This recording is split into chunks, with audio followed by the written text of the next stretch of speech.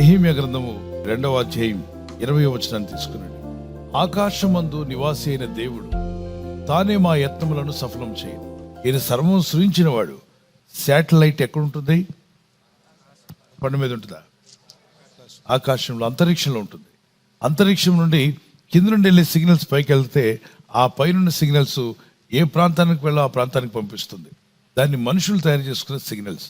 ఎందుకు అది కిందే ఉంచవచ్చు కదా అంటే వీలు పడదు. ఆకాశంలో ఉంటేనే అది షేర్ చేయగలుగుతుంది. టెలివిజన్ టవర్స్ ఎప్పుడైనా చూసారా?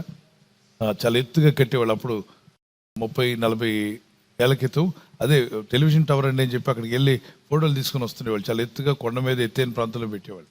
అంటే టవర్ టు టవర్, ఆ టవర్ నుండి ఆ ప్రాంతం నుండి ఈ ప్రాంతం అది లాక్కొని రేడియో టవర్ లాగా రేడియో తరంగాలు పంపించినట్టు టెలివిజన్ వస్తూ ఉండేది. ఇప్పుడు ఇంటర్నెట్లో అన్నీ వచ్చేస్తున్నాయి ప్రజలకి. అంతేకాకుండా శాటిలైట్ టీవీస్ అన్ని చోట్లకి వెళ్ళిపోతున్నాయి శాటిలైట్ ద్వారా. ఇప్పుడు అందరికీ అందాలంటే అది పైన ఉండాలి. పైన ఉంటే అందరికీ పంచి ఇవ్వగలుగుతుంది. అందువల్లనే శాటిలైట్ని ఎక్కడ పంపిస్తున్నారు చెప్పండి? పైన ఉంచుతున్నారు. ఆ పైన ఉన్న శాటిలైట్ అందరికీ అన్ని ప్రాంతాల్లో ఉన్న వాళ్ళకి ఈజీగా పంపించగలుగుతుంది. అంటే పైనున్న వాడే అందరికీ సహాయం చేయగలడా? అయితే ఈ యేసునాథుడు పైనున్న దేవుడు, ఆకాశాల మీద ఉన్న దేవుడు. ఆయన ఆరోహణ అయినప్పుడు పైకి వెళ్ళాడు. ఆయన ఆకాశం నుండి ప్రతి ఒక్కరికి సాయం చేయవాడై ఉన్నాడు. కాబట్టి ఆకాశమందు ఆసీనుడైన వాడు నాకు సహాయం చేస్తాడని చెప్తున్నాడు.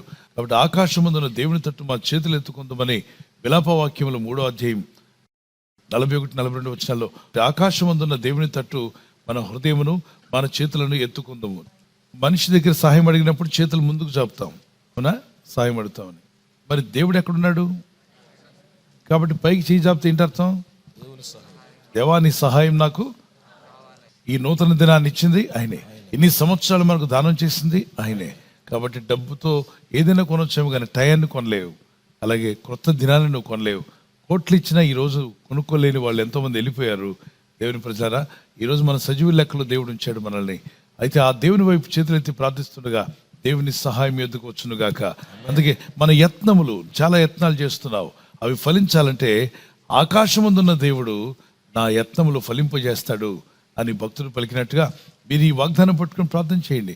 ద్వితీయోపదేశ కాండము 28-8వ వచనంలో నీ కొట్లలోనూ నీవు చేయు ప్రయత్నములన్నింటిలోనూ నీకు దీవెన కలుగునట్లు యెహోవా ఆజ్ఞాపించును.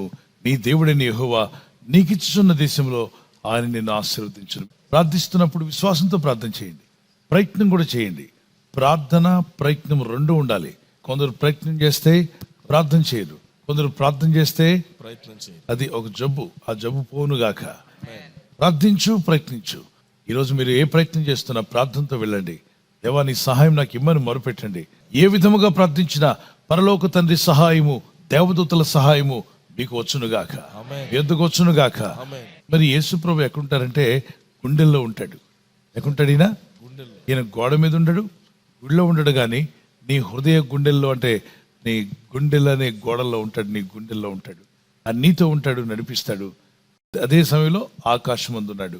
అందుకే ఆకాశమందున్న దేవుని తట్టు మన చేతులు ఎత్తున్నామని. నువ్వు ఎక్కడుండి ఎప్పుడు ప్రార్థన చేసినా నీ ప్రార్థన ప్రభు వింటున్నాడు. ప్రార్థన చేసుకుందాం. ప్రభా, ఆకాశమందున్న తండ్రి, నీ వైపు మా చేతులు ఎత్తుచున్నాం. కృపా కనికరాలు నీ ప్రజల మీద చూపం నాయన.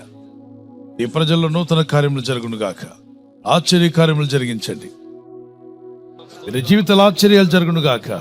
వీరి కుమారుల విషయంలో, కుమార్తెల విషయంలో, వారి ఉద్యోగాల విషయంలో, వ్యాపారం విషయంలో, వారి వివాహాల విషయాల్లో ఆశ్చర్యకార్యాలు జరిగించండి. గర్భఫల విషయంలో ఆశ్చర్యాలు జరిగించండి.